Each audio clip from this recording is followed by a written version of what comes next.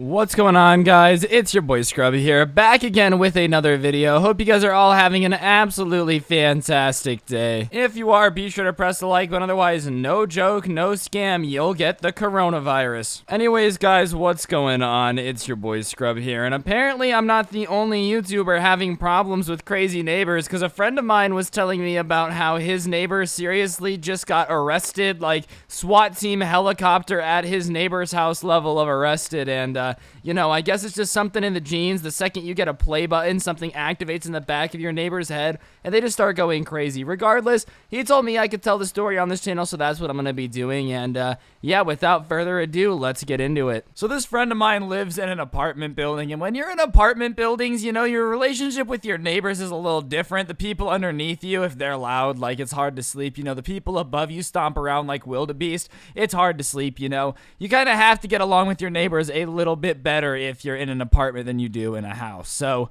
this guy, you know, the neighbors above them, for whatever reason, kind of behave like nocturnal wildebeest. They're just like clomping on the floor as loud as possible, constantly slamming doors, constantly having people coming and going in the stairs right outside some people's bedrooms. Like, these people basically have, you know, just in a constant stream of traffic. You would think the subway was leaving from the third floor of this apartment building if you didn't know any better, man. So, whatever. Obviously, it's pretty annoying, and, you know, they don't really get along with the neighbors on the noise frontier. But this friend of mine isn't gonna be mean. Like, he doesn't want beef, so he doesn't report them for being loud, you know. He doesn't report them for anything, because as annoying as it is for them to be loud above them, it's not like ruining their entire life. They're still sleeping okay. And then there's a turning point. You know, they already weren't big fans of the neighbors, and one of them had left, you know, their bike outside on like the front of their apartment. And obviously, because there's a constant stream of people who tend to be buying some things that the government doesn't want you to be buying, coming and leaving the apartment, you know, the bike goes missing. So obviously they're annoyed, and they go up to their upstairs neighbors. They say, hey, we think somebody that was coming and going took our bike. Can you ask whoever is coming and going to give it back, you know, because it was an expensive bike. And they weren't going to call the cops. That wasn't the threat. Basically the thing they were saying is, look, we know what you're doing. We're not going to snitch. We're not going to be those people. But in return, you got to fix the bike situation, okay? I know that the people that are coming and going probably have a good reason to listen to you. So you're just going to make them give us the bike back. However, you know, the dude wasn't very receptive to this and started screaming at them, basically saying that, like, what, were you cops, you know? And, like, how dare you have the nerve to, you know, come on, knock on my door? Do you have any idea who I am? How many dangerous people I know? The exact opposite of what you should do. You know, if you want to do things that are sometimes contrary to the law, okay, sometimes maybe go against the code. Like, if you're gonna break the law, which I don't suggest you do, you want to lay low. You don't want to threaten the people that are just coming up to you and saying, look, man, we know somebody that's coming to this apartment for a nefarious reason took our bike, just get it back. It's not that difficult, you know? We've been chill. We haven't complained. You guys are a little loud. We haven't mentioned any of it. So, like, just get us our bike back. But the guy who opens the door at the apartment is like, nah, basically, screw yourself. You know, we're not going to help you. But he doesn't say screw. He says a very naughty word that I don't want to say so I can keep this video monetized. So everybody that lives in the apartment is basically like, look, we're not going to get the bike back. So they eat it, and they're like, well, in that case, we're not going to be, you know, helpful to them anymore. You know, like they would, you know, if they saw somebody watching the apartment or whatever, they would kind of, you know, signal to the people above them, hey, look, you might want to chill out for a bit so you don't get in trouble. They're like, nope, no more. We're not going to say anything. We're not going to say anything at all. And they were telling me that when they say that the traffic was constant to this apartment, it was pretty constant, to the point where, you know, it was pretty quick. Word would get around town pretty quick that this was a place where you could get stuff, you know, webkins, those top secret webkins that everybody wants, those ultra rare ones. This was the #1 apartment you could get them at.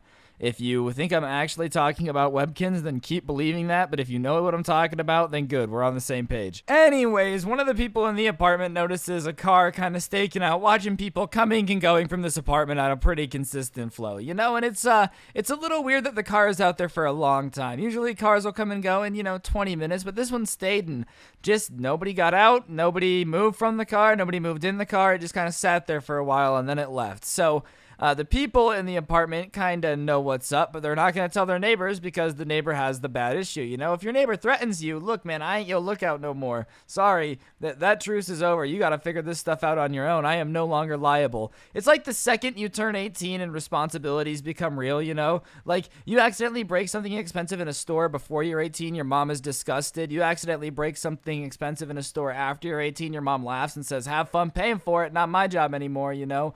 It's just that lifestyle. Sometimes you gotta live it. It can be a little dangerous for you people out there, you know?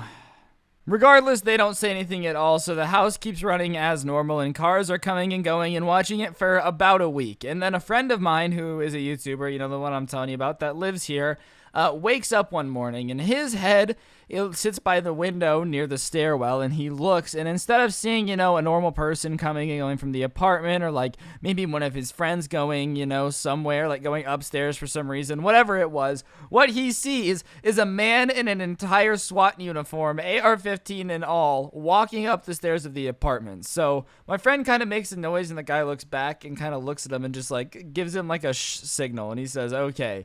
So my friend decides it's probably best to step away from the window, you know. You probably don't want to be near the window if the SWAT team's about to go in on a house that may or may not, you know, hold some substances that would lead to a violent response from its inhabitants.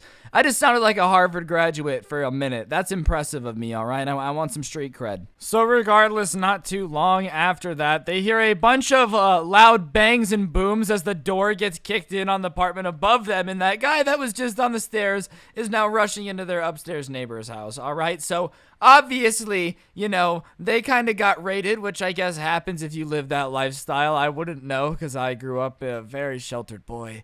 I've never seen such hardships in my life, you know. I just don't get it, but I guess apparently, you know, you just get used to it. So they're getting arrested, and the cops sit them down, and they're like talking to the people underneath. They're like, oh, did you know that they were doing any of this? And surprisingly, the level of petty that somebody else in the house, not my friend, went to is they had written down every time people had come and gone ever since they got into the first fight, when the guy was like, not my problem, stay out of my face, or like, you know, we're going to have issues. They had reached that level of petty, and that's the level of petty I hope to achieve at some point in my life with something. Like, just the ability to keep a detailed log of something that I shouldn't care about just to screw over people that have wronged me. Like, that's some next level petty, all right? That's some evil petty. That's James Bond villain level petty that I think we need more of in this world, you know? I'm just saying, if people were more petty, maybe Martha Stewart would have never committed insider trading. It's just something to think about. You know, you guys know exactly what I'm talking about. I asked my friend to politely describe the way that a SWAT team sounds breaking into the apartment above you, and he described it as,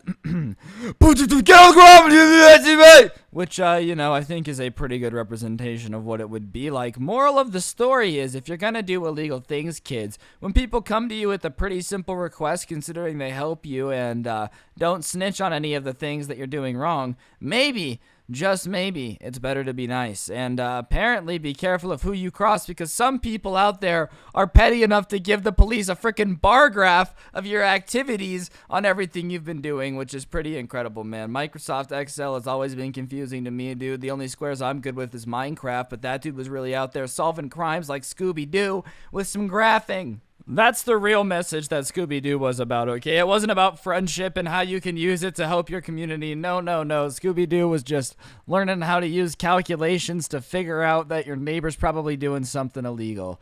You know, I guess I just, you know, I feel like it's just easier to be nice, even if you're doing stuff that is illegal. Like, just be nice to people, bro. You'll probably spend less time in jail, and the people in jail will be nicer. Not that, like, most people in jail aren't nice. You know, I'm just gonna stop talking now. On that note, guys, I hope you enjoyed the video. If you did, be sure to press the like button, comment down below, and if you're new, subscribe and turn on those notifications. If you turn on notifications and you send a screenshot to my Instagram at Scrubby, which you should also follow, I shout somebody out every day, and today's notification shout out goes to Dat1Guy444. Thank you very much for having on notifications. On that note, don't get anyone pregnant. If you do, make sure they're hot. Check out the merch and check out my podcast, all right? I've been doing it for 15 episodes now, okay? It's not something I'm going to quit in a week, so go check it out. Me and the boys always vibing over on the Scuff channel. We upload it weekly, and, you know, it's like an hour, so if you're bored and doing homework and you want to listen to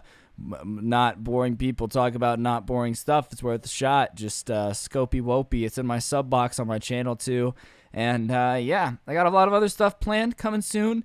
But have yourselves an incredible day. Don't get anyone pregnant. If you do, make sure they're hot. And I'll see you guys next time with another video. I'm out. Peace.